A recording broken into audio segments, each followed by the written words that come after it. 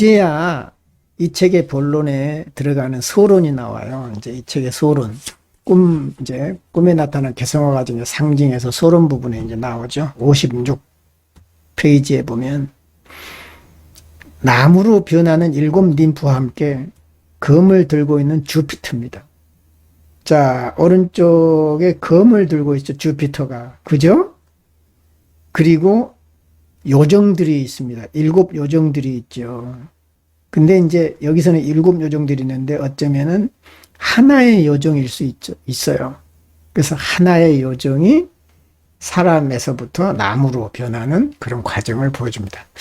우리가 생각할 때는 나무에서 사람으로 변할 것 같은데요. 지금 방향으로 보면은 지금 이 처녀가 어떤 맨 앞에 있는 처녀가 지금 주피터를 향하고 있잖아요. 그죠? 그래서 이제 나무가 쭉 변해서 인간이 돼서 주피터와 만나는, 그지?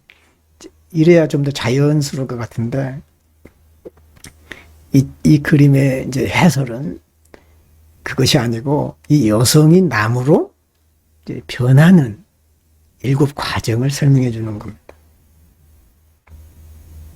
뭘 의미할까요? 나무가 여성이 돼서 주피터와 합의를 이루면 근친상간을 하는 거예요.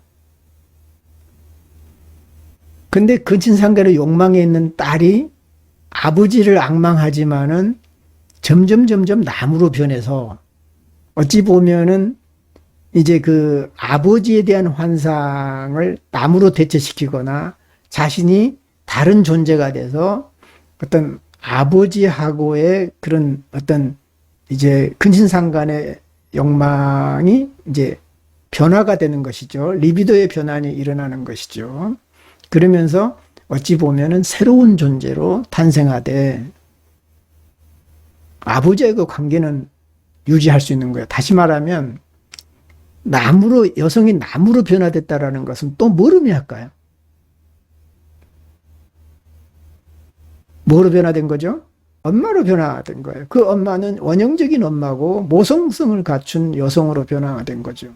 이전에는 딸로서 처녀로서 아빠를 좋아했다면 이제는 어떤 생명의 공급자로서의 당당하게 나무로 변한 거예요. 모성으로.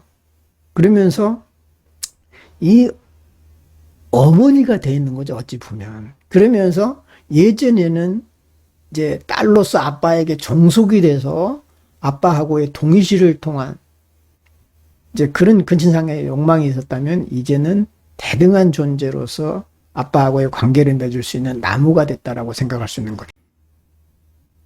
여기 보시면은 아니마를 상징하는 ним프들은 밝은 푸른 꽃으로 덮인 투명한 에메랄드 푸른 나무로 변신을 합니다. 칼라로 나왔으면 참 좋을 텐데 찾아보니까 없어요. 그래서 주피터에게 경건하게 절합니다. 이제 사전을 찾아보니까 이제 인터넷 찾아보니까 ним프들은 이제 주피터와 결혼하기를 원하는 이제 어떤 이제 그런 ним프들이 종종 있었답니다. 마지막 것은 완전히 나무가 되었고 그녀의 발은 뿌리가 되었습니다.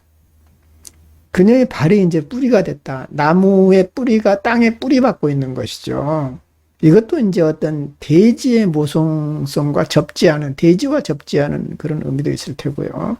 또 나중에 보면은 이제 어떤 땅은 또 현실을 의미하잖아요. 그래서 현실의 뿌리를 내리는 의식의 이제 어떤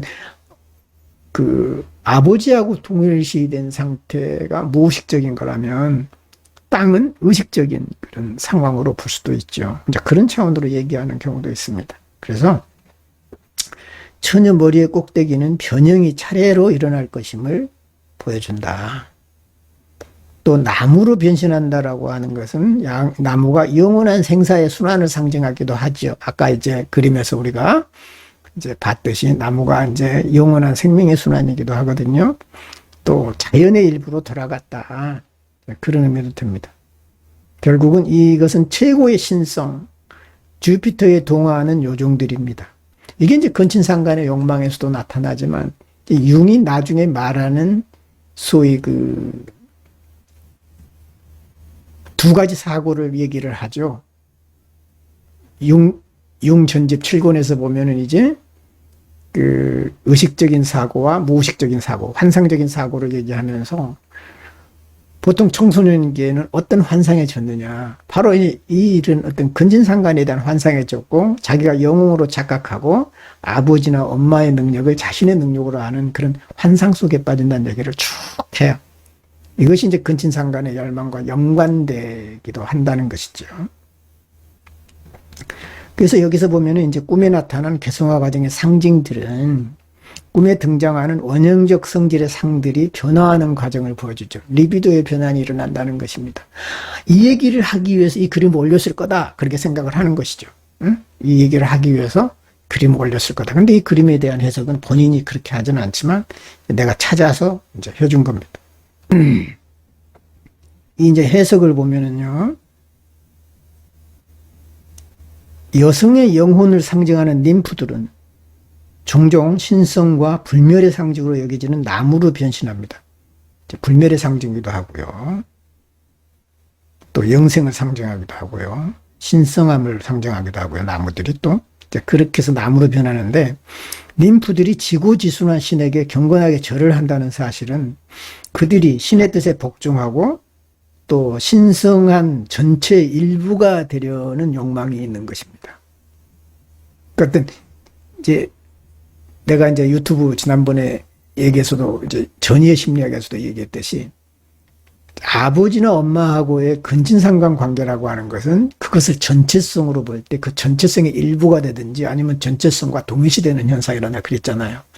근원적인 것, 온전한 것과의 합일, 이걸 원한다는 것입니다. 그래서 이제 전이의 심리학하고 비교할 만한 그림이다.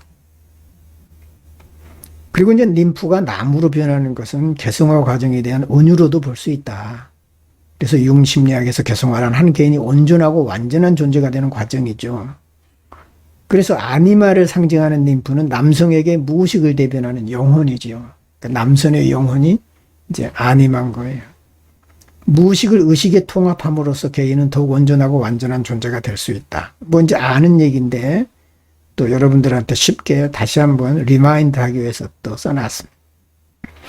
림프가 대지에 뿌리를 둔 나무로 변신한다는 사실도 접지의 상징으로 볼 수 있다. 땅과의 접지. 우리가 성장하고 온전해지기 위해서는 지상의 현실에 또 뿌리를 내려야 하는. 무의식 상태에서 이제 아버지하고의 동일시를 이뤘다면 이제는 그것이 이제 의식화되면서 의식의 영역이 확장되는 것이죠. 그러면서 이제 리비도의 상이 변화한다는 거예요. 자신의 모습이 변화하고 꿈에 나타나는 자신의 모습과 또 자신이 관계하는 사람들의 이미지가 달라지기 시작하고 그 꿈자의 주변의 이미지들이 달라지기 시작한다는 겁니다. 그래서 대지의 모성과 만남으로써 진정한 여성성은 모성에 기초해야 된다는 것을 압니다.